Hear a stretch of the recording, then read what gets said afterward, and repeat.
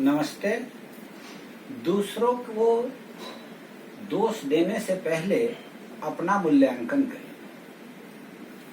प्रिय मित्रों, हमारी संस्कृति सभ्यता में आचरण का सर्वश्रेष्ठ महत्व है। आचरण के बिना धर्म, अर्थ, काम, मोक्ष सभी व्यर्थ है। बल, बुद्धि, ज्ञान,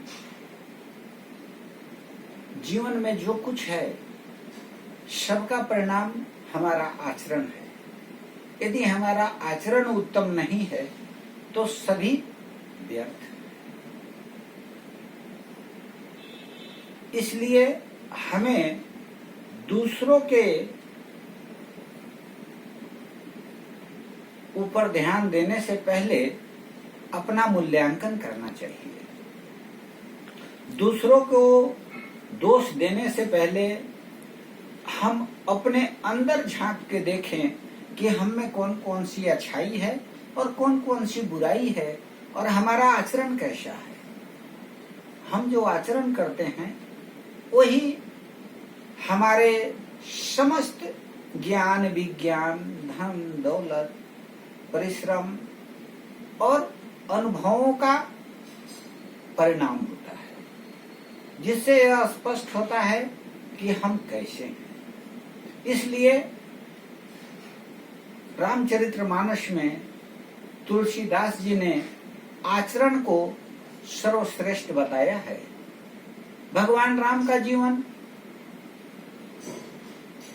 आचरण के लिए आदर्श है। उनका आचरण अनुकरणीय है।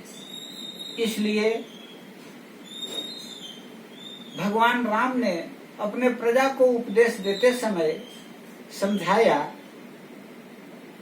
कि बड़े भाग्य मानुष तन पावा, सुर दुर्लभ सब ग्रंथ ही गावा। सभी ग्रंथों में यही बताया गया है कि मानव का जीवन जो है, मानव का शरीर जो है, वह सभी प्राणियों में श्रेष्ठ है और यह दुर्लभ है, जिसे पाने के लिए देवता भी तरसते हैं। और उस शरीर का जो सबसे बड़ी अभिव्यक्ति है वह आचरण है। इसलिए हमें अपने आचरण पर विशेष ध्यान देना चाहिए और दूसरे के दोष को संभवतः न देखकर उसे सुधारने का अपने आचरण के द्वारा प्रयास करना चाहिए। यह मनुष्य का शरीर जो है वह भगवान राम कहते हैं कि साधन धाम मोक्ष कर द्वारा, पाई न जेहि पर लोक सवारा। यह मनुष्य का शरीर जो है वह साधन है। किस चीज का? साधन धाम है, मोक्ष का द्वार है। और इसे पाकर जो जीवन को नहीं सुधार सका वह फिर नहीं सुधार पाएगा। इसलिए हमें यह हमेशा ध्यान देना चाहिए कि आचरण के अभाव में ज्ञान, भक्ति, कर्म सब अधूरा है। काकभूषुंड जी गरुड़ जी को उपदेश देते हुए भी आचरण की महिमा का विस्तृत बखान करते हैं।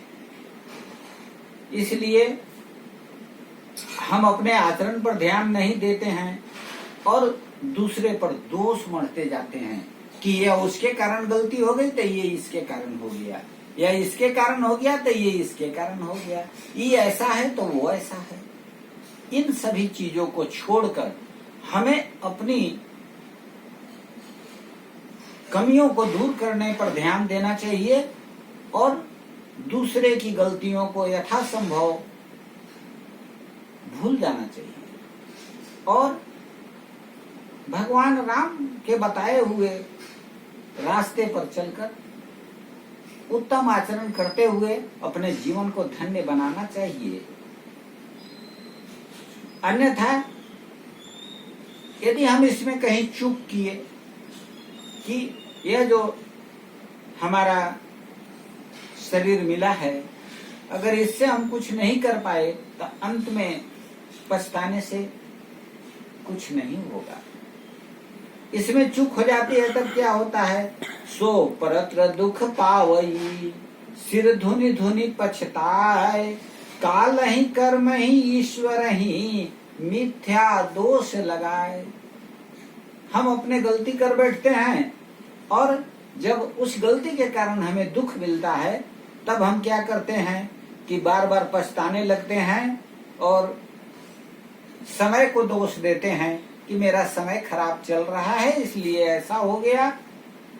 तो फिर कर्म को दोष देते हैं कि हमसे गलती हो गई, कर्म ऐसा कर दिया जिसके कारण दोष हो गया।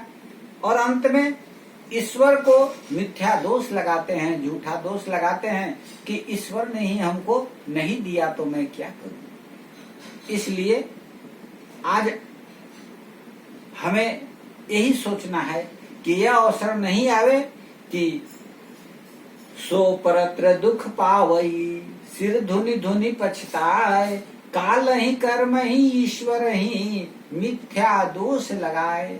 मिथ्या दोष लगाने की हमें जरूरत न पड़े, हम अपना कर्म और अपने आचरण को इतना उत्तम रखें कि हम अपने जीवन में सदैव प्रसन्न रहें।